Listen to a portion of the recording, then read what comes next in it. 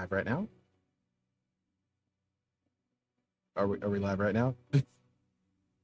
Ahoy hoy and welcome to Players in Book. Apologies, we had a couple of people that accidentally got Magic School Bus and are currently exploring the circulatory system of Steve Buscemi.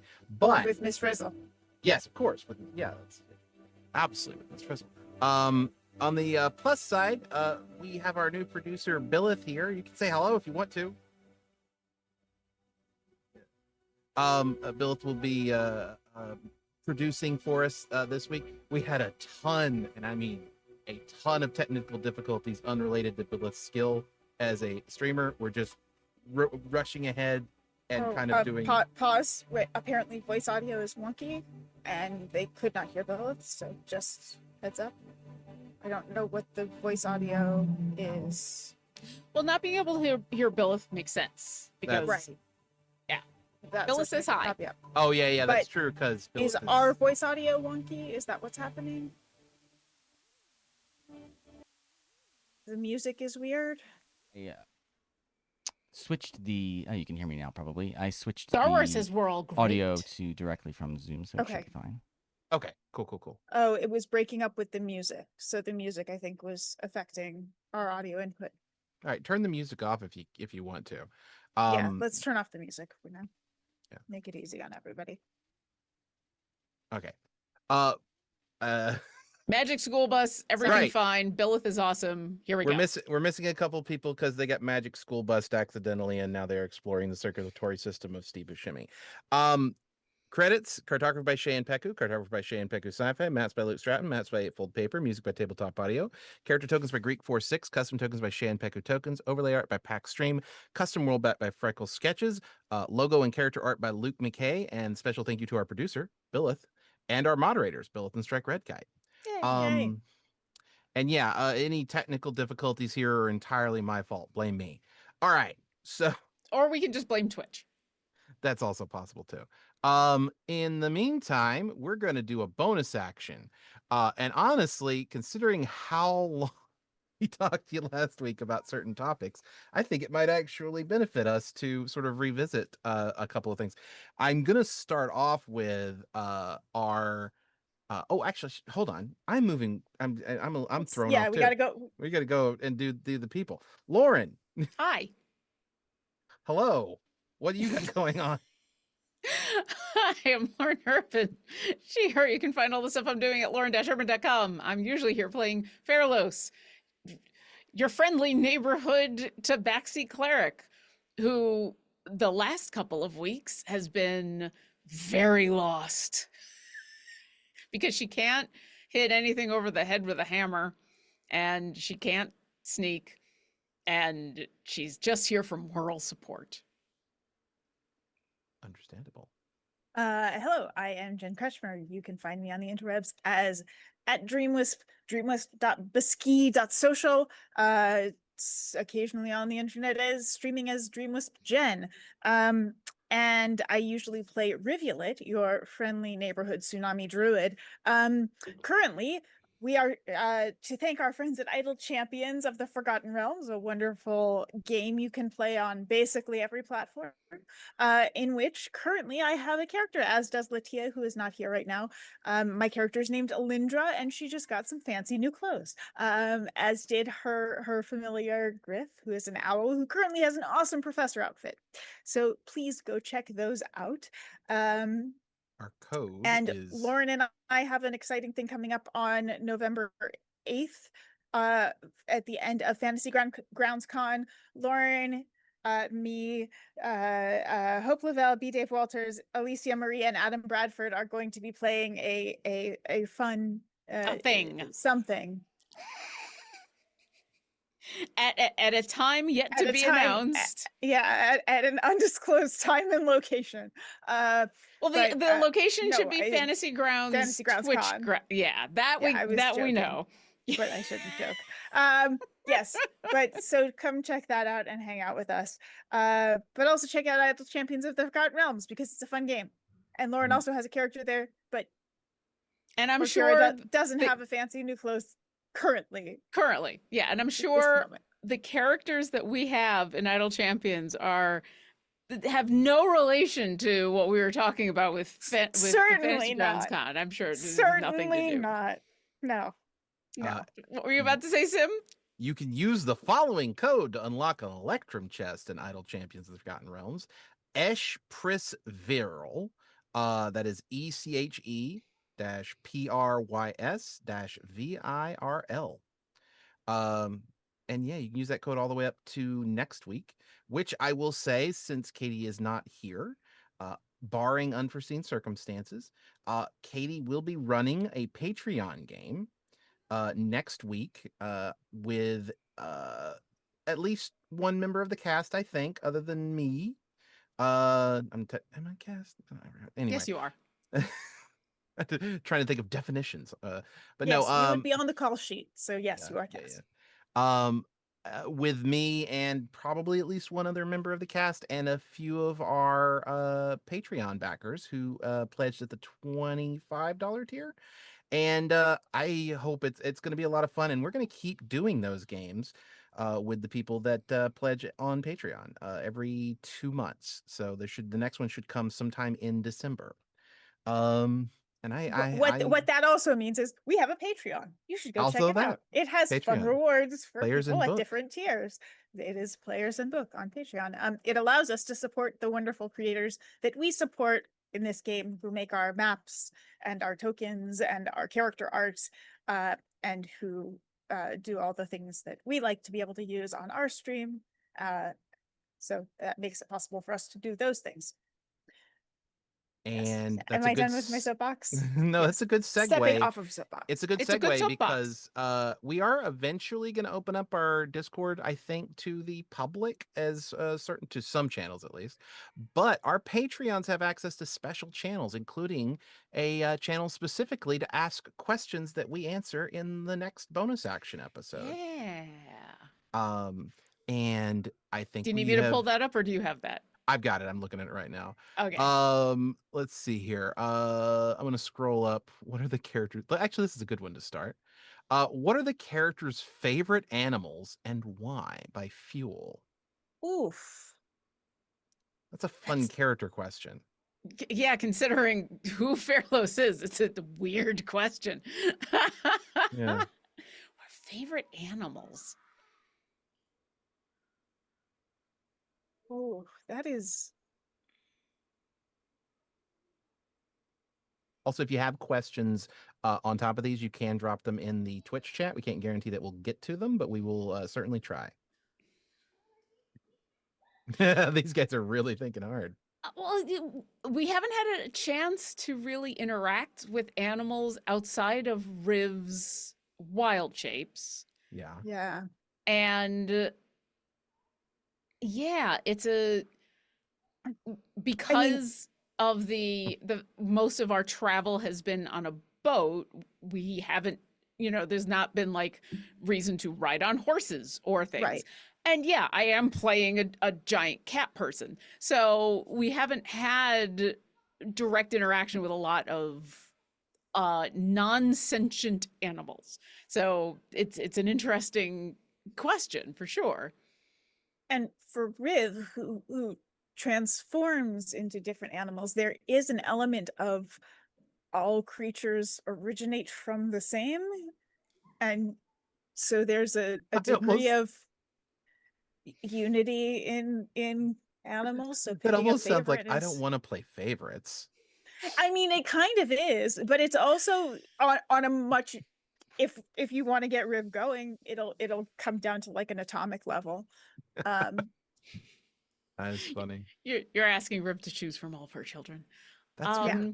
Well, not even her children, but herself. I mean, those are forms she takes, and so you pick one. I mean, I guess there are forms that probably are more her jam, but she's about to get a bunch more, and so I don't want to pick one now and then all of a sudden have something new. I think I don't think Fairlos has a favorite specific animal. Like, she's not going to point to like a specific one. but I think she's fond of birds. Birds Mm. in general. And I think that ties into her being there's a lot of um there's a lot of ties between people who were long-term seafaring people Yeah. and birds. You watched for, land birds for finding when you're getting close to land, looking for albatrosses, looking for, Right. specific birds to be able to tell where you were headed, if you were headed in the right direction, just as much as reading the stars, just as much as watching the currents. And so I think that that has bled over to a bit of an affinity, because there's always knowledge when she sees a bird. There's always something to be gained. And that probably has, so she's always happy to see birds, even if it started off as, oh, because I see this specific bird, I know now this. So, it started off as I'm looking for information, but now even if she's not, on the boat, she's still happy to see birds, because she recognizes that, like, this is an animal that is that I'm always happy to see, even when I don't need that information. Yeah. I'll go and make some picks, because I have favorite forms for my familiar. So I think that is a decisive piece. So the three favorite forms for Riv's familiar are bat, octopus, and owl.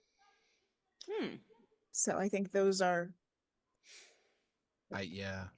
If I was picking a familiar form, I always pick owl because it's like one of the best from the it's stat the perspective. yeah. But they're also just interesting creatures. Mhm. They're just owls are fascinating as animals. The way that they, the lore of animals, or the lore of owls, the physiology of owls is wild.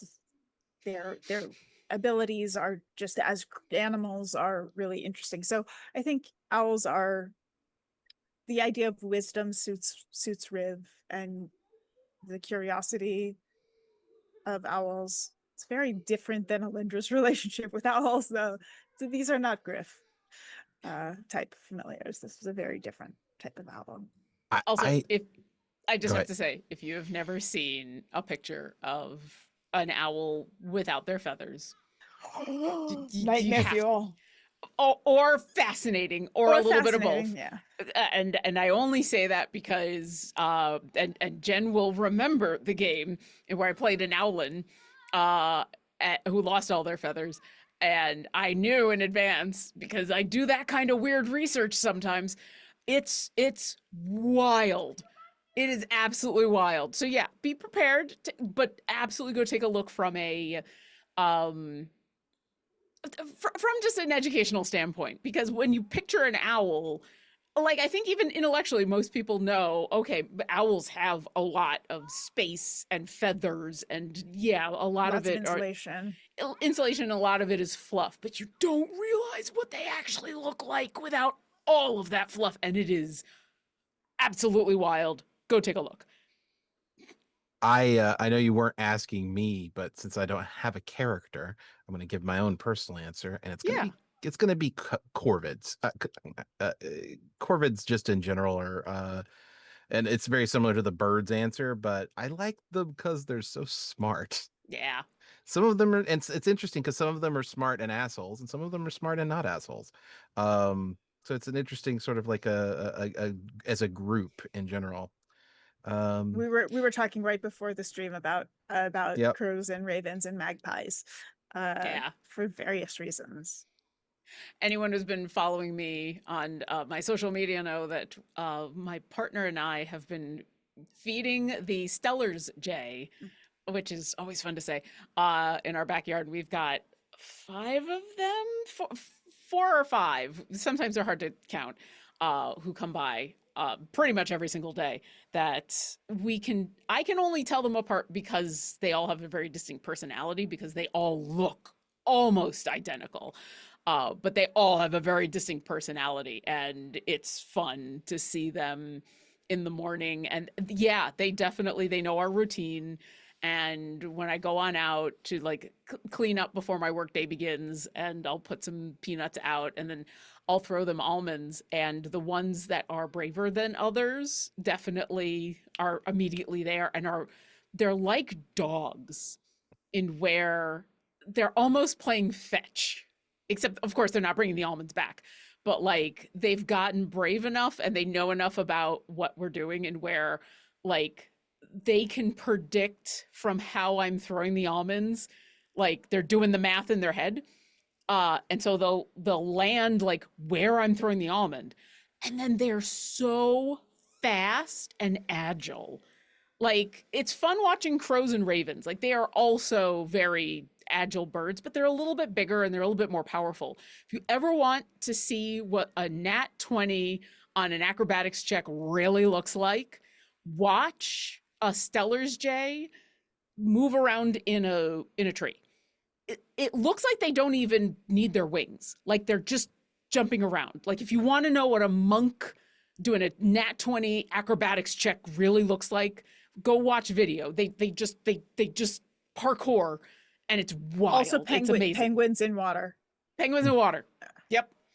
It's unreal. They're so fast. I once got to spend the night at SeaWorld this is in middle school, in the penguin enclave, like room, and I've never seen anything like it. They just zip like you would not believe. They're so fast. And at night, they're nocturnal. So Yeah. we did not get a lot of sleep that night. Bunch of 8th graders or whatever. For a non-animal related question, if the Empress's hand is already looking for the PCs, this is from Cassius335. If the Empress's hand is already looking for the PCs and not just Mikey, what's the backup plan for casting the play? So I think this is really probably for me specifically. Well, one, your premise is flawed. The Empress's hands were just looking for Mikey. At the moment, yeah. They were only looking for him. But if the grander intention is what happens if the PCs get caught and prevented from participating in the play, there'll be other people that can be cast in those parts probably. That's not the point for Crescenza, the Marvelous Muse, First Lady of Encores, and Unexpected Key Changes. But she wants you guys in the play. It makes the story better. And when I say the story, I mean the story around the play, not the play itself necessarily. Now, on the other side, if we get caught, or if we're suddenly being hunted, what we do, because we can't be cast in the play anymore, completely changes, and suddenly our plans change. So, and not that I want that to happen, but it would be interesting to have that moment happen and to suddenly have the Empress's hands coming after us for one reason, and have Crescenza coming after us being like, no, you still need to be in the play. And it's like, but we have so many more important things to do.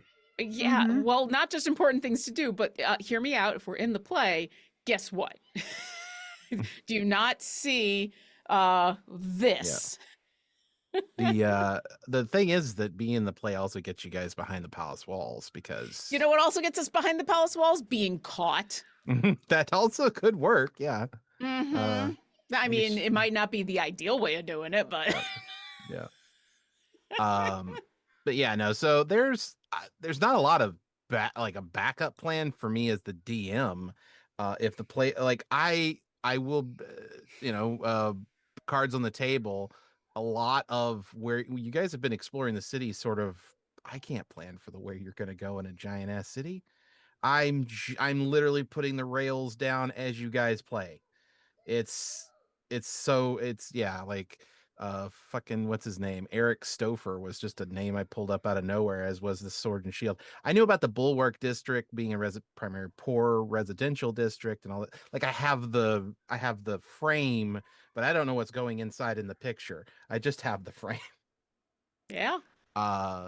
So like you guys go, and then I was like, we were doing this thing, and I knew So you guys have probably, if you haven't like consciously figured this out, it's probably subconsciously clicked that Mikey is attracting tons of problems. First, when he goes to his mom's house, he attracts the Empress's hands, and he also beats you guys back to the crowbar. He is attracting serious attention that he wasn't attracting when he was still in the university district. Yeah. And But like, would we ever align ourselves with someone who wasn't going to attract tons of problems? probably not. No, I can't. I Hmm. can't see it. But yeah, he's also playing. Yeah, he's playing King Claudius. Yeah, I remember. Yeah, he's the Well, he's not casting. anymore. Well, Well, then again, I mean, this might be this is another question that we have all had is, all right, what are the limits of Crescenza's power? And this we might there's see. some very interesting possibilities because one thing I did mention when they put Tallulah's brother into the squad car is that there was a second person in there. Who is the second person? And it sounded like Lord. It sounded like Furlos was very much being like, well, now we're going to have to crash a cop car and figure. I mean, I will. So yeah, above table. Yeah, Farlos is of the opinion that this is a car that's pulling away. This is at least one person that we need. We're gonna wait until this car rounds a corner, and then we're going to stop this car and stop the two policemen who are in this car, and then we're going to take these people or take this car with these people. Like that is it a good plan? No. Is it possible? Maybe. But that is that is the Is plan. it a plan? Yes. And it is because in this moment she's like, without the bar we can't go back to the this is the easy way to get back to the university. These are all the people who know what is going on. Yeah, like Yeah. we can't take all these cops on, we can't take all the Empress's hands on, but we know this one person who knows all these people who will also know exactly what happened. And if this one car is pulling away, I can stop this one car Yeah. once it gets out of sight of the other cars. Yeah, yeah. And we can that is And- what she is thinking she's going to do. Whether that is what we do or not is a talk to happen at a later Yeah. date when we resume play. A stolen cop car for a good 10 to 30 minutes probably would be a pretty good cover for you to get to where you need to go. After that, maybe less because it's probably going to be reported stolen and everything. But For sure. And whether we even keep the car, whether we even take the car at that point, like her plan is not very long term, and she will be the first to admit it.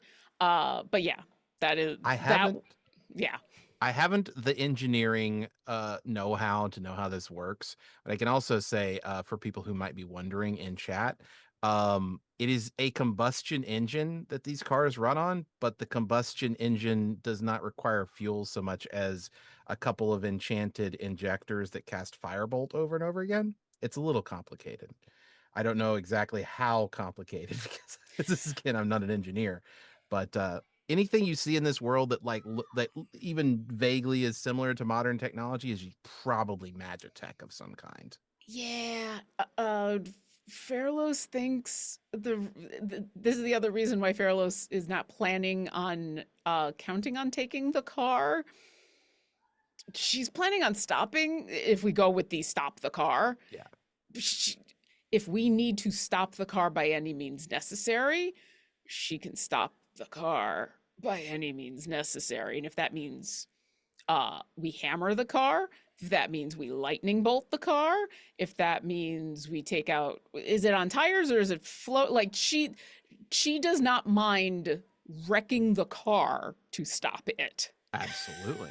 So now you've got me imagining Furlow standing in the middle of the road with a hammer up above her head, ready to wait until it gets unnecessary. Not just up above her head, putting the hammer down Oh, and right, being yeah. like, you shall not pass. Like she has, this might be the one moment since entering the city that she's like, this I can do.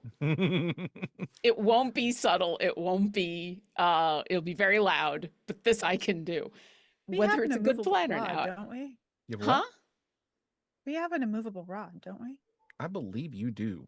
Someone has an immovable rod, I'm pretty sure. I think Katie has it. I Yeah. think she does. So yeah, if she gets it to me and I just, Literally, you shall not pass. you shall Oh, not pass. I'm thinking of that as like a bumper sticker. You shall not pass, so that people can't Mhm. go around you. That'd be a Uh, good yeah. So yeah. Um, And then we yeah. fog cloud and then that's it. We have a couple more questions from the Discord, and then we'll see if anything has popped up in the Twitch chat. For each of you, what is your must rerun I think this is what's your must rerun previous episode of this show? It's from Cassius335. So it's a little bit of what's your favorite previous episode we've done, I would think. I just talked a lot. So Jen, do you want to go first? I also oof. I don't know. I mean, that's really tough. I really don't know. I'll lead us off because this is a question for all of us, I think. The one I think I like the most is the one where I got to do I got to read off the manifesto. Mainly because I was very proud of what I'd written. And I just really was glad that I had an opportunity to say it on stream. I mean, it helped that Latia had such an amazing reaction to that. Yeah, Yeah. also that helped too. Yeah. I mean, you should be proud of it as well, but also Latia had her reaction was both in and out of character. Yeah. Any episode where I get to actually make people like surprised or like really thrilled with the things that have gone on, I've always they tend to be the ones that stick with me the most. I'm just looking through my notes because Yeah, me too. it's hard to pick one. We've been doing, and it's like 40, almost 40 episodes now. So like, that's a lot to think through, really. Like, Yeah, it's a lot of episodes. And the qualifications is just like our favorite from a player standpoint, or maybe we do this. Maybe we narrow the scope. What's your favorite moment? That might I be had fun easier. making a god have an existential crisis. That was yeah. really fun. That was fun. I really enjoyed that. Especially because I felt like that day when we started the game, I felt really off, and like I didn't know how I was gonna really play that day. And so to have that moment happen on a day that I felt like I was not on my game was really fun and a nice surprise.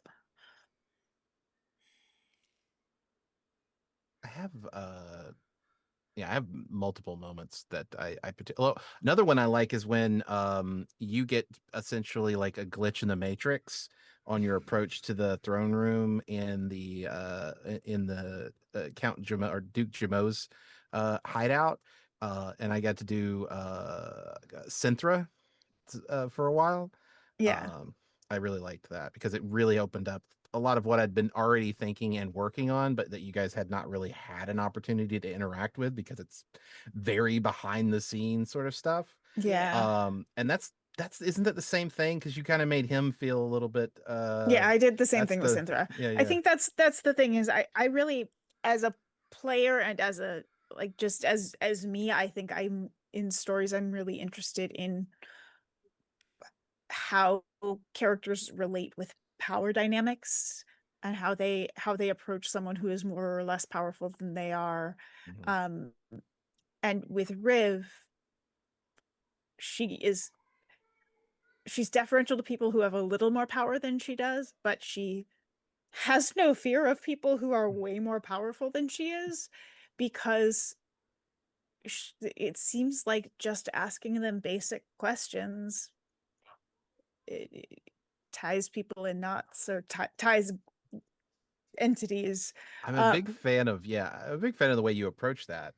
for sure. Like the little questions here and there, and like what you'll do. I've watched you do this multiple times to characters, and it's so much fun.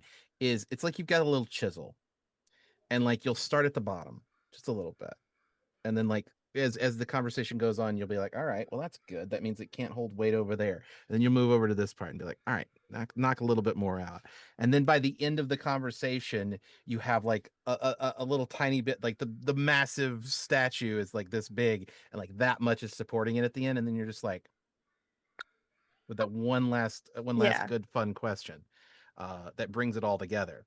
And yeah, I've watched you do that multiple times, and I like playing gods. So I've noticed a trend, and this is not just in games, D&D games. It's in video games, it's in television, it's in books. People, and it's not always true because is it Terry Pratchett stuff does a little bit of this too.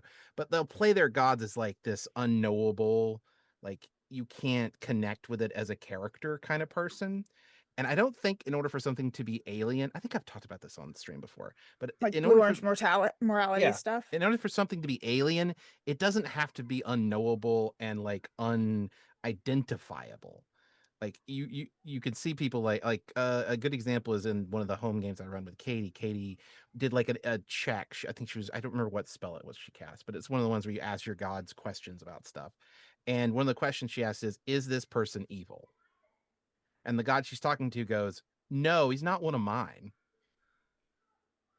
And that's an alien. That's like a wild thing for someone to say, but at the same time, you fully can grasp what they're communicating to you in that moment. That's not Mhm. a normal thing for a person. The normal person would have considered that a little bit differently and maybe answered it a little bit differently. Not this person. They're a god. They don't think on that level, but you can still connect to it. And what's fun is the interactions with your character when the gods are like that, because it gives you the opportunity to completely cut their legs out from underneath them in Yeah. ways that's so much fun. I mean, I think I think the same way as especially with elves when I play Mm, elves, because I think people often will play elves like humans that just live a little bit longer, but in Mhm. reality, when you're expanding a lifespan so that, you know, it's what we have as human lives are like these fractional things. Everything expands. The way that you plan your cities changes. The way that you think about art and music and language completely has to shift. And I think that stuff is really interesting to me. mhm, I think in fantasy a lot of the time we look at worlds and we think of them as staying consistent over centuries. So you'll have a fantasy world and it'll be the same as it was 500 years ago. And right. you look at now versus 500 years ago, I mean that's pre-Shakespeare. That's Mm. a world pre-Shakespeare. The technology is completely different. The way we approach, the world, our level of knowledge has shifted dramatically in that amount of time. And we would look at that as a completely, foreign civilization to what we live in now. And I think in fantasy, so often people just disregard that piece of it. And so that always to me is a really interesting thing to think about when you think about lifespans. I think lifespans in D&D have shifted from being a really central part of like Hmm. second edition. The Mhm. lifespan of your species was really fundamental to how you play your character and what kind of character you chose. That was a big piece of it because each different, race at the time um was had a different lifespan and it mattered to that um distinction between characters. And I think that has faded over time because it does cause some things that are harder to play in the game. But that was one of the things that was actually really interesting and I think can be really interesting when people are thinking about it as a factor in their games. But Hmm. it does take a lot to consider that that piece of it. Yeah. Well, that's one of the I But reasons why. Oh, go ahead. but what similarly, like blue orange morality is really, which is the idea that when you're trying to create, you know, truly alien species, when you're trying to create um, fey culture, things like that. Um, it needs to have its own internal rules and logic Mm-hmm. that don't necessarily align at all in any way with the material planes sets of rules and logic. And I always found that really fun and really interesting, but it's finding that consistency, because when those rules are just arbitrary, it doesn't make any sense. But as soon as you really create systems, I feel like I'm rambling. Sorry. Go ahead, Well, Lauren. You were gonna say something. Oh. I was going to follow up on your thing real quick. Oh. And that's that the Kasari Empire is a good example, I think, of long-lived elves being the dominant species in something, because of how like they didn't just like eventually they imprisoned all their gods and made new ones. Like that's the kind of thing you can do if you're living for 1,000 years. Yeah. Then later on, the transition to the like after the apocalypse world, now we're talking about people who, yes, live for a really long time, but they're not the dominant species, for lack of a better way to put it, anymore. And I think every elven settlement is a mixed race settlement with at least humans. In some places it's orcs, in some places it's other things.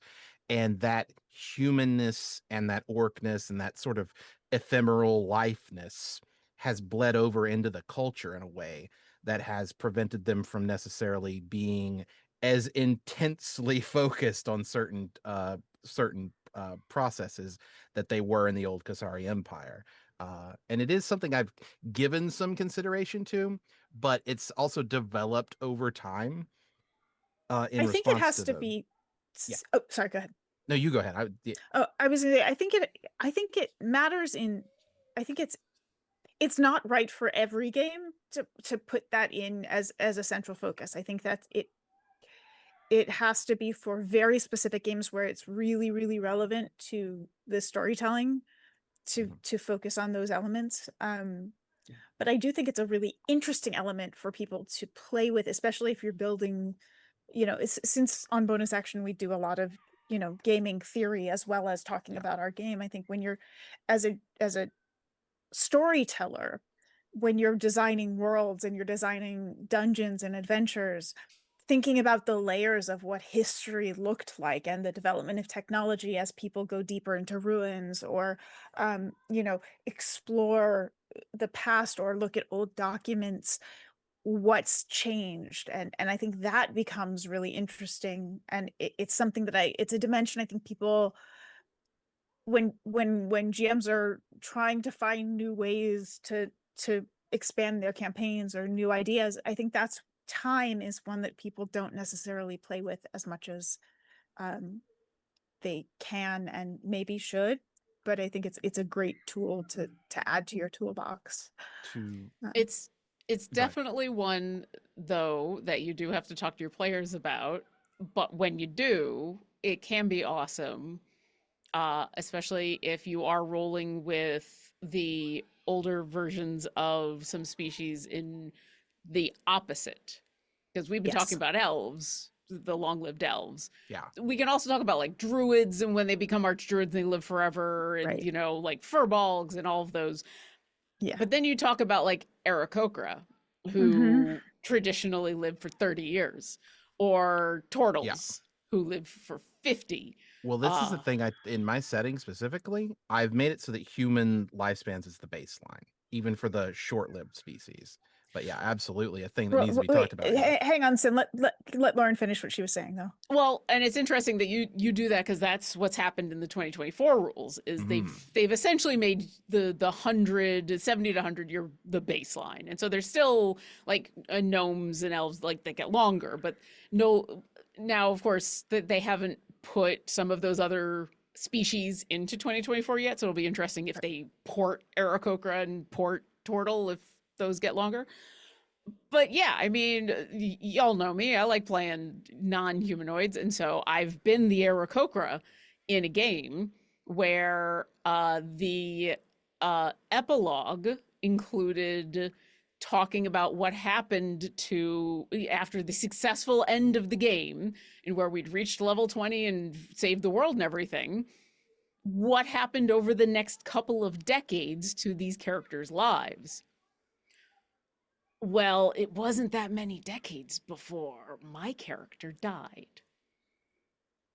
And so now I knew it was coming, and it was kind of beautiful and bittersweet, but it is something to think about of like, okay, if you've got an elf and we had an elf and we had a human, we had two humans and one was a human monk who'd reached 20 where but like, all right, we're going to do a couple of decades past the end of this campaign, and where do you end up? Well, my Aarakocra was already 20. You go 2 decades and that's the end of my Aarakocra. So literally the end of the epilogue was like saying goodbye to my character. And it's a fascinating thing you got to think about. And when you have those kind of conversations and you know it's going to happen, it can be really good. And it can also inform the character. You can have that. And I had informed the character, like, that was one of the reasons that this character went off to go adventuring, because I don't got much time. I'm going to go do stuff. Why did they go? It also then informed when I was DMing my long-term campaign, one of my long-term campaigns, when we got to the end of that campaign, we had a gnome cleric, a human wizard, an elven ranger, and a half-orc barbarian. So we had this one character these two characters who are probably going to way outlive the other. So I was very careful about like, okay, we're going to epilogue, but we're only going to epilogue like, what do you go off to do? We're not going to, because I did not want it to end with, let's go to the inevitable end of your characters, because it was going to be this weird staggered, kind of awkwardness. So yeah, it's a weird thing you got to think about with like that bit, unless you plan it ahead of time. I noticed you were checking your notes while we started the conversation. We went off on our little tangent here. What was your favorite moment? Oh, so I don't know if I've settled on one, but all of my favorite moments are interactions between a bunch of characters. The ones that came to mind, actually the first one that came to mind was Essequa making the oh god, I just lost the name of it, the Tensor's floating disc for Fairlos, so that she didn't have to walk into the yeah, the oil. Yeah, and then everybody's reaction is they realized why that Fairlos really didn't want to have to go, that everybody had thought, oh, she just didn't want to get tar on her armor. It's like, oh, no, it was the fur. And realizing like what the actual consequences of that was. I also really, really liked the interaction with Sargeroth in the tree. Like, I feel like Fairlos is a fairly straightforward, like she's almost the straight man. Until she encounters somebody that she finds ridiculous. And Sargeroth was one of them. And the God in the Heart is kind of one too. Like she does really respect the God in the Heart. She does find him, like she does respect him and does like what he's doing, but she also kind of finds him ridiculous. Like what are you doing trying to like sneak tell me what to do without telling me what to do? So in those cases, her playful sarcasm comes out just a little bit. And Sargeroth, like the minute she pegged that Sargeroth is just lost and just has no idea what's going on, and she's all right, let's just see where this goes. Yeah, sure, that's your name. All right, let's just roll with this. Like that whole conversation just made me so happy. And so even though like weirdly the consequences of like, oh, he's opened my book, oh, he's getting to look into my book and perhaps even reading my life, in a weird way, it didn't bother either me or Fairlos because she was like, so what? What's this guy gonna do with this? Do I really care? This is kind of too much fun. All right, sure. I have so many fun interact because Sargaroth's. So I've mentioned this before in previous bonus actions, but I kind of have a character in mind that is sort of like the apex of your character arcs, like the stories that I'm trying to tell with your characters and individually. And Sargaroth is the one for Furlos because of Furlos's like serious nature. I wanted to pick an opposite villain that is completely ridiculous. Like he's currently searching for like an ancient artifact of unfathomable power that'll make him unstoppable, but it's just a gun. And like, And technically, he's kind of found it in my book. He yeah, just has no idea what to do with it. And yeah. It's yeah. like he's just a ridiculous character, and I'm glad that you've enjoyed interacting with him. That's great. Oh, and I'm also glad that she's had this interaction with him because it, like, her philosophy, she's already now talked to the party about, like, I can just guess ending. I can just talk to him again. Yeah. I don't mind talking to him, sure. Like, her future interactions with him are now very much colored by that, and I think are going to be like, yeah, he might be the antagonist, but I don't think she's going to approach him like an antagonist You don't have to, anymore. yeah. It does not have to be. It does not have to end in blood. Never does with the storylines that I'm building for you guys. I think Yeah. some of them probably will, but it doesn't have to. But yeah, it's that's I'm glad that you enjoyed Sargaroth. I like playing him. What's our last question from the Discord? What is the interaction / relationship between Heimel and the Fey and Shadow realms? Oh, So I'm geez. guessing the Feywild and Shadowfell. All right, that one's for me. I'm gonna give you a really brief answer and not elaborate. I'm going to say it's the same. The relationship between Heimel and the Fey and Shadow Realms is the same as the relationship between a person and their, let's say, ex partner and ex spouse, respectively. And that's all the information you're going to get. Okay. I used to live in reality and then I just got tired of it. I mean, it was just so like down all the time, didn't ever pull its weight around the house. And so I went by reality.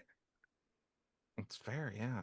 The well, I guess I said I wasn't going to elaborate, but I kind of do have a little bit of elaboration. Is that, I mean, under the Kasari Empire, the Fey and Shadow realms were fully integrated into the Kasari sort of like system. With the fall of the Kasari Empire, their control over those separate realms failed as well. And so yeah, they're X's, for lack of a better way to put it, because Heimel used to be strongly connected to them, and now they're not. And that's just what's happening now. Let's see if we got anything in the Twitch chat. Let's see here. I see question from Fuelish. Is it a dream of a simulation or a simulation of a dream? The answer to that Yes. one's just yes, I think. Now, okay, here we go. Are Riv and Synthra id and ego to each other? Mm. And who's who? Hmm. I mean, that sort of has to be Sim's call because My brain is like, which one? It is the primitive. I don't know if they're id and ego. I feel like you're almost both a little bit of ego rather than id and ego. Because I mean, I'll say I based Riv more on Jungian archetypes, if that helps at all. no, he's definitely the id between the two of you, because he's definitely he's very much more short-sighted in some of his plans, even though they're technically not short-sighted because they take place over extremely long time periods, but it to the same sense of like it really feels like an id thing to do, to be like, I'm going to simulate the entire universe because I got to figure out how to make a sandwich. And that's extremely reductive, but that is almost essentially what's happening. I don't know how to make a sandwich. I'm going to make a universe with people who will eventually make sandwiches, and then I'll know how to make a sandwich. I mean, it's Deep Blue, right? It's Yeah. So I think an AI, like in this particular sense, is definitely an id. And then there is a level of no, I've talked about this before in bonus actions, and I think even in episodes before. But it's Rivulet's character is sort of the avatar of the primary architect to some extent, the core person that was the universe that you guys are currently playing in the game of was based off of. Like, went in and was like, all right, this is the person. And to some extent it's all of the players, because we talked about how there's another level to this where it's like they took the players and then so all of the characters are technically the origins of the game world, because in reality we are improvising as we play, so we are creating a game. It's a weird sort of fourth wall break, but also the fourth wall break is part of it. It's an eighth wall break. I don't know. Anyway, it's a fourth wall break cubed. 16 walls. Yeah, that's right. Yeah, it's a little complicated, but Synthra does represent it, I think, more id. I think that's fair. And considering the logical nature of Rivulet, I think Rivulet would be ego. It's more rational. Yeah. Chiseling away at Synthra's sense of self to some degree. Yeah, that works for me. You got me thinking. Sorry, you got me thinking about it now. We got there. yeah. Um, But let's I see. I actually did think about Jungian archetypes as I was Right, go into the creating detail Riv. on that. Yeah. Well, I mean, I won't go too deep, but that was certainly something I looked at as I was trying to figure out what kind of character I wanted to play, and that specifically looking at Jungian archetypes was part of the coming up with the idea of the philosopher personality evaluation detective thing, because that's in there, that exists in Jung. So I think if you want to look more at a psychological framework that informs Riv's concept, that's closer to where I'm coming from, which doesn't mean that I'm not coming into another framework, but I'm coming from a different framework. I also looked at elemental aspects, and that's elements across multiple cultures which have different meanings in different cultures. And I looked at a little bit of astrology stuff, but not too much. But it was more, hang on, I'll pull up my notes. Give me 1 second. I still remember when you were doing character creation and like everything came back to Sherlock Holmes. Every time I tried to get away from it, but I was watching House at the time, which is That's probably fair. part of the problem. Like you would describe something like, you would actually say I heard the words. It was like, I'm not quoting you exactly, but it was something like, I don't want to do Sherlock Holmes. And then you would go on to describe Sherlock Holmes. And I would go Or on a to version describe of it. Sherlock Holmes. Yeah. Hang on. That's just Rivulet. Let me find.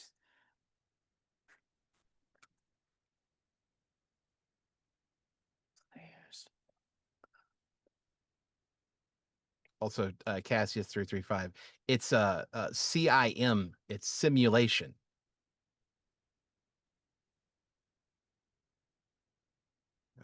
Because yeah, thank you. Thank you, Lauren. I appreciate it. Sorry, you all can keep talking while I look for this, and then I'll. It's fair. It's a simulation. Are there any other questions while I she don't looks that up? see. Well, there's a couple. There were a couple other questions. I think some of them were less serious, but let's go through one of them real quick. Us less serious? No. I tried to cover. Let's see here. My neighbor's displacer beast keeps popping up, pooping on my lawn. Does the cast have any advice on how to stop it or prove that it was said displacer beast? That's from Fuel in the Discord. Mm. You can really proving that's the displacer beast. That's gonna be that's gonna be tough. I mean, outside of Does it move around your lawn? hmm, is it how much teleporting is it doing? The poop? Yeah, the poop. That's actually a great question. I wasn't meaning the poop, but also that, yes. We'll cover that later. If you can answer us again in the Discord, and we'll cover that in the next bonus action. Let us know if the poop moves around. I mean, I feel like if the poop is teleporting, then you just wait long enough and It the should be gone, problem right? goes away. Well, True. I mean, either that or gets way worse It depends on the where direction. it's teleporting to. Yeah. Yeah. I mean, maybe it's a good thing. Maybe this is uh self disposing poop. That would be super useful, actually. Mm-hmm. No, you're So- not misspelling Synthra, Cassius335. I was making a joke. That's all.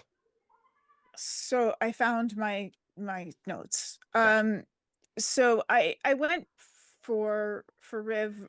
I started going from the base of the magician, or the wizard, which is not literally what that sounds like. It's why Riv's not a wizard. Um, but that's sort of the wielding an ancient power, achieving difficult goals, um, looking for innovative solutions with unintended consequences, um, potential of corruption from your power, arrogance, addiction. So characters like Sherlock Holmes or Gandalf or Prospero, that kind of motif, which then led me to water, the idea of water. And so then I started looking at water across different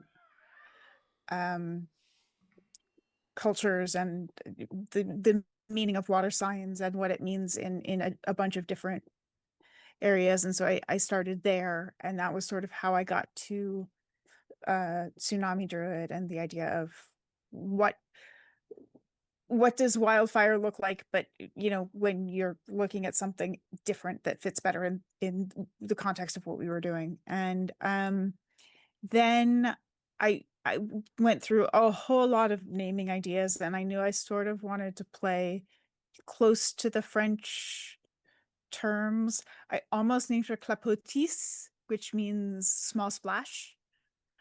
Or I loved the name Pluke too, which means country bumpkin. Um, and that was one of the other ones that was up there. But yeah, because I was looking at terms that related to the beach and water. So yeah, that was sort of the process of getting to Riv from the beginning, but definitely started from the Jungian archetypes and ideas around the Jungian archetypes. I recall Snarky is named after something your niece came up with, right? Yeah, one of my nibblings. I asked. My nibbling was in a phase where they were really into making up names and loved doing that. So I said, okay, well, give me a list of names and I will use them for a character. And one of the names on the list was Snonky, and it didn't feel right for the character, so it became Snonky. Yeah, so Snonky was my 2-year-old nibblings contribution And it's perfect. to the game. Yeah, and Nice. it's perfect, and I love it so much. Right. So that's actually we've gotten through all of the questions, I think. Let's just double check. Let's see here. We got like dating rules must get complicated with so many lifespans at play. Absolutely. Well, Mm. that was part of why things have changed, was because when you were dealing with species stuff, and also, just even having a party with different lifespans could get tricky. but specifically when you were dealing with romance options and character origins and things, that also was getting sticky for reasons. And so Mhm. all of these, I think, informed where we are as a game now, but which I think is good, but there are cool things about the variety that also existed in other ways. Mhm. I think there are merits to both. I think people sort of abused good things, and that's Mm. why we can't have nice things a lot of the time. That's very fair. Yeah. Yeah, no, it's like with the my very first campaign, a couple of my players were like very interested. The only reason I even had like information about like the lifespans and stuff like that was because when in my very first campaigns, the players were very interested in the concepts of like dating between the various species, and they constantly would ask me questions about it, so I had to have answers. And the way I didn't generally tend to do things is, I mean, I have stuff planned, but oftentimes someone will ask me a question, I'll just answer it confidently and move on. Uh, so like what happens if, because one of the players' characters was a centaur. Mhm. And they were like, well, what happens if my player character has a child with an orc? And I'm like, 50% chance of either. Easy, simple. I don't have to worry about like any kind of like anything other than that. It's like if you have two kids from the two wildly different species, then you have a 50% chance of having it as being one and 50% chance of the other. And that was the answer I came up with, and that's just the truth now. Same thing goes with like It's the Muppet Babies lifespans. answer, which Right, I yeah. appreciate. It's simple. Is Yeah. the I other mean, there thing of have it. literally been books written about Yeah. how to deal with this, and Yeah. there are lots of different approaches, and it's a fantasy world, and you know, That there are answer. there's not necessary there's not a right answer Yeah. that's 100% correct in any way, but there are certainly people who have put a lot of thought and work into creating, like what an elf and an orc have a baby is one of them. Is that the right title? Oh yeah. It's really, really well written. Yeah. There are two volumes of it, and that one's really good. But there, I think they're ultimately, like, people want to get into the nitty-gritty of how anatomically these things happen, and it's like, that's not important. Like, Mm. for all you know, is born from your nostrils. Like, who's to say that's not the case with, this In that creature's anatomy? in that particular case, my answer was born from just being uncomfortable with the question. I was like, I need something simple that I don't want to go into any Yeah. more detail. So I was like, I just come up with this very simple, easy to explain answer that answers pretty much all of your follow-up questions. Yeah. There's a fun level of getting into the reality of some of this, and then there's like the it's gone too far. And like, yeah, remembering in the end this is a game and you're playing a game about magic creatures. um Jen has enjoyed, I hope enjoyed, me sometimes opining about characters with wings and a tail. And, okay, so what happens when you can put on armor? What happens when you're gonna, what happens when you are a character that didn't have wings and a tail and suddenly do? What do you got to do to deal with that? Like, it's an interesting, like, mental exercise, if only to think about. The way I was thinking about it was like, not the nitty gritty of, well, would this work as a physical thing for a character? Or, how does the world revolve around or whatever? It's mostly like, okay, you know, how would it look? How would this character have to mentally adjust how they deal with a couple of things? Because no, it's not that important. And it could be kind of funny and it could be kind of interesting. And then it becomes a part of the way that they think. And it's the same thing with, like, with Fairlos being able to think about, I don't want to get tar on my fur. It's the same thing with, like, when I'm playing a dragonborn and talk about shedding instead of sweating. It's just enjoying that slightly different perspective. It's not super important. It's never going to be like a plot specific thing.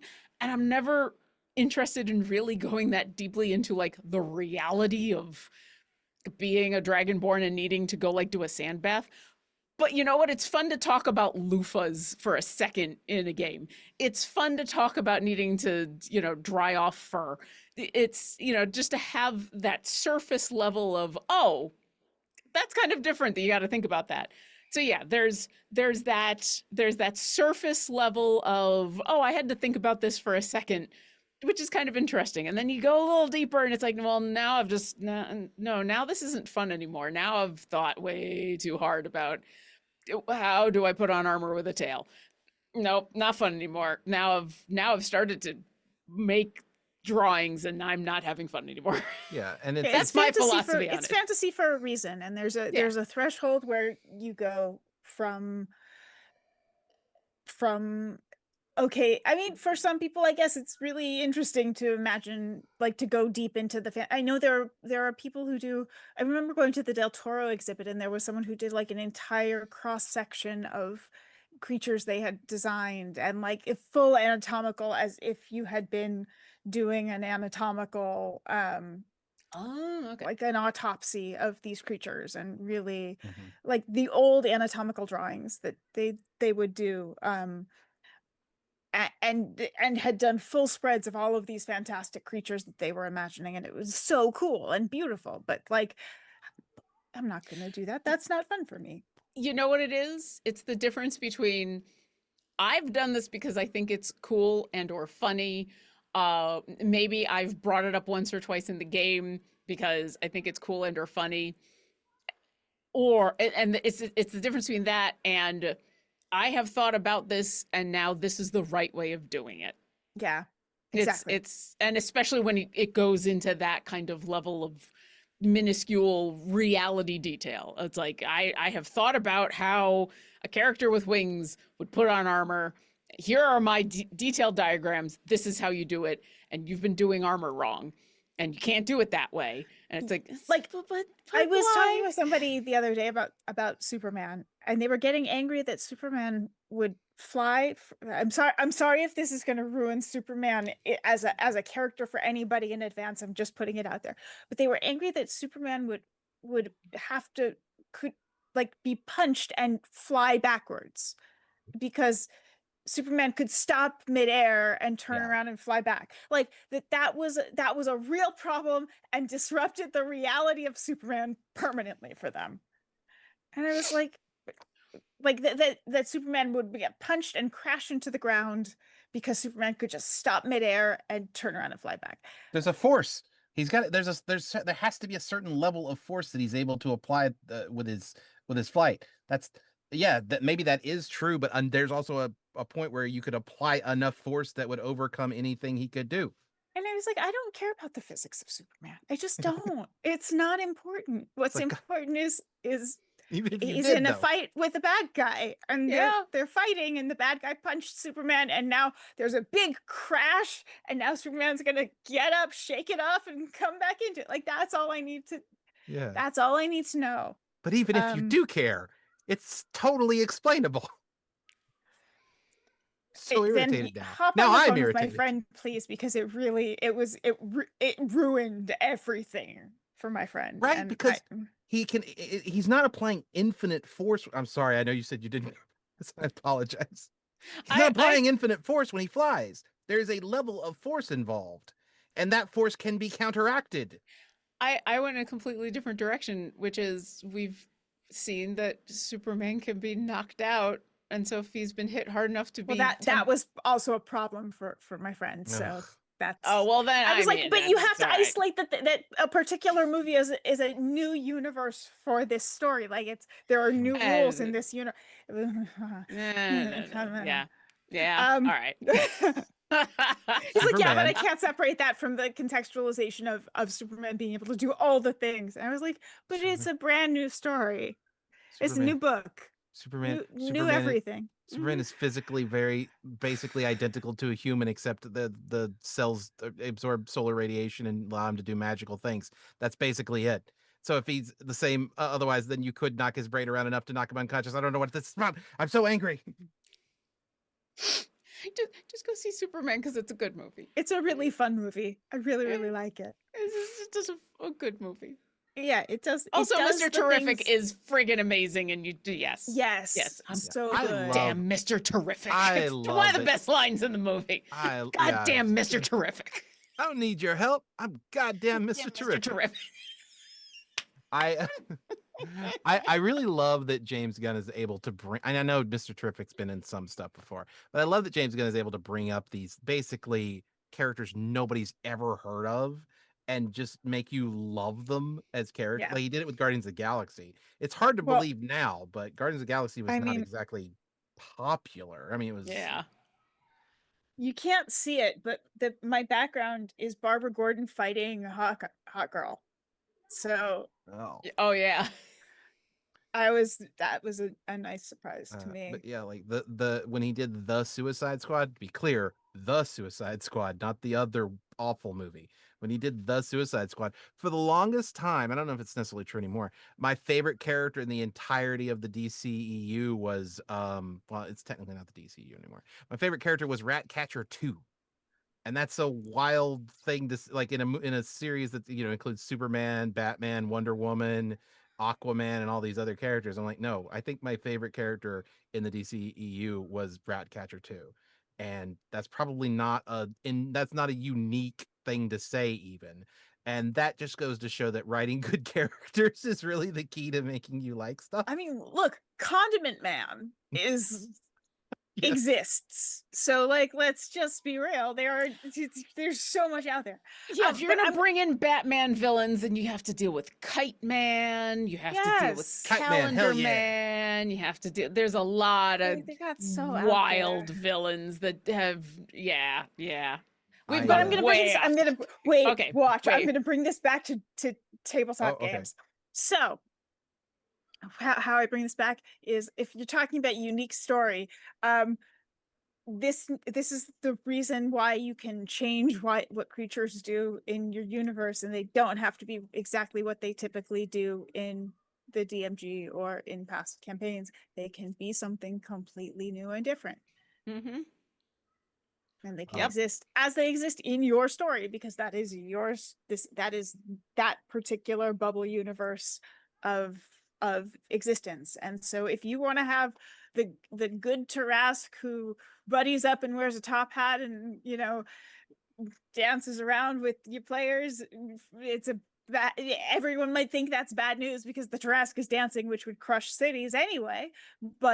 And that could create legends and lore around how that's the horrible Tarask that comes and crushes cities, but it's just because he's tap dancing with the players, And in a I top will hat. I won't speak for anyone else, but I will say, as someone who has DM'd and played for quite a while as a D&D, I love it when I'm a player and I encounter a creature and it's been altered because I would like to think I'm fairly good at not metagaming.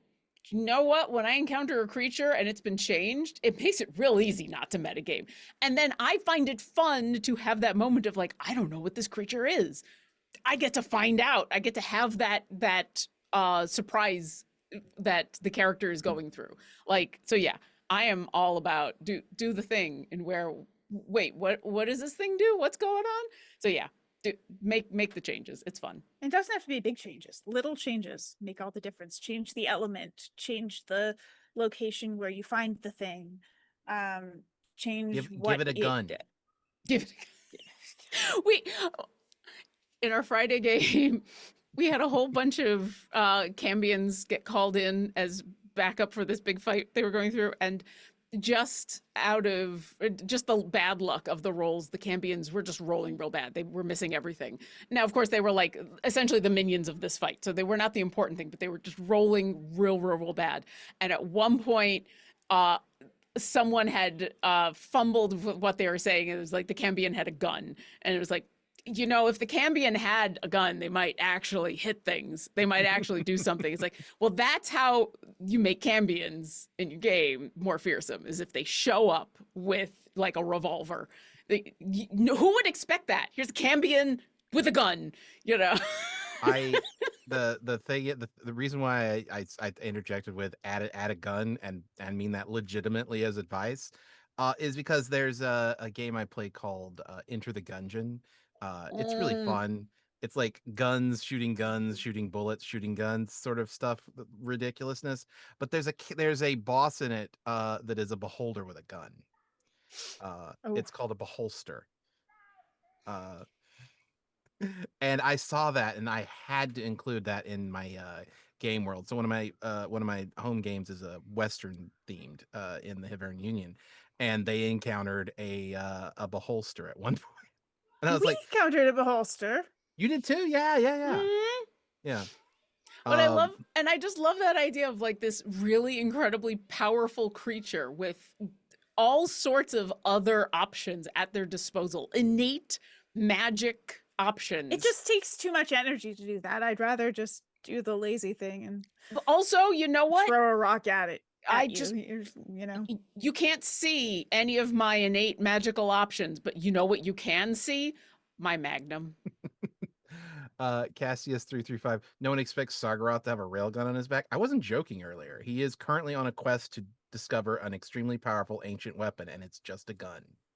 Of course he is, because he's a tech bro, and he thinks guns are the coolest things ever, because he has no creativity for He's de-escalation or problem solving.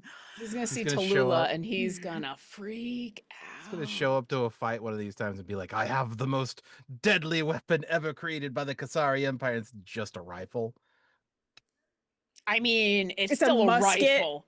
If it was just a musket, he wouldn't have to go on a quest for it. They have those, but that's fair. It's still a gun. Like, yes, he is an ancient Black Dracolich with a lot at his disposal. I'm still gonna be a little afraid of the gun. I'm not discounting the gun. That is still something to be worried about. Don't get me wrong. The Cambion, yes, I'm gonna be worried about the Cambion. I'm also gonna be worried about the gun. The gun, yeah. It's just it's a fun wrinkle to add into things. It's so silly, but it's and silly I don't mean that as the until only thing you to do. are being shot at with the gun. Until a beholder has replaced one of his eye rays with a revolver. Favorite needs better gun control. Sounds like. I mean, there's artificers in the world, so there you go. Artificers are just magical 3D printers. Yeah, normally these don't run quite so long. They actually are. Yeah, I just gave Lauren the. I'm using that on my friend who's playing an artificer. The next time you just magical 3D printers. I mean, yeah, if you've got, and the fun part about like having a rifle with the returning property is you get to shoot somebody twice. I will say one of my favorite moments ever of playing a monk was in a game in where we were we were being attacked by a whole bunch of Bregan Diarth, which included Jarlaxle, and Jarlaxle shot at me, and I was a damn monk, and so I caught the bullet and threw it back at him because it was a ranged weapon, and I managed to do the monk thing. My Jarlaxle stole something off of my players and then put it back into their bank safe just to show he could, along with like a sealed with a kiss note. That's awesome. I want a returning pistol you can throw. That's pretty funny, actually. Like, what if you show make up it with like a gun, boomerang? but then you just throw the gun? It's a boomerang. Do the Superman thing, like bang, bang, bang. Ah, damn it! And then he comes back, and you're like, "That was fucking awesome." You do the attack with it as a boomerang. Yeah, that's pretty funny. Yeah.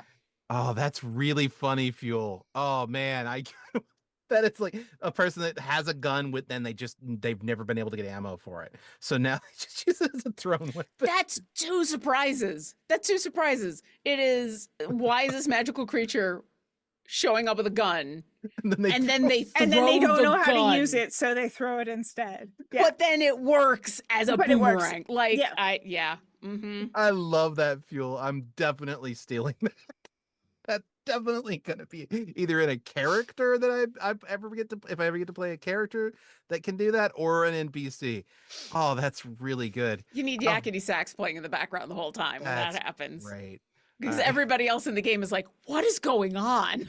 We've been sitting here, even though we were a little bit late getting on the air, but we've been sitting here for almost 2 hours now. Okay. So I think it's a good time for us to probably end our bonus action, unless you guys had something else. I think we've reached the silly point of the Yeah. game. Gun boomerang is about as yeah, no. God, I It's love that so much. it's a boomerang. It's Oh, yes. Mhm. Yes. The boomerang. Okay. Um, all right, so I'm gonna do the credits real quick. Cartography by Shane Peku, cartography by Shane Peku Sci-Fi, maps by Luke Stratton, maps by Eightfold Paper, music by Tabletop Audio, character tokens by Greek46, custom tokens by Shane Peku Tokens, overlay art by Packstream, custom world map by Freckle Sketches, logo and character art by Luke McCay. Thank you to our producer, Billith, and our moderators, Billith and Strike Red Kite. Lauren, what do you got going on? Hi, I'm Lauren Urban. Here, you can find all the stuff I'm doing at my website, lauren-urban.com, or at my social medias, which is Blue Sky and Instagram, which you can find at the front page of my website. You can usually find me before this stream on the Dungeon Scrawlers channel playing Orkira Plays Baldur's Gate 3, which I'm getting towards the end of the game with. I think we're probably going to finish it by the end of the year. We're getting there.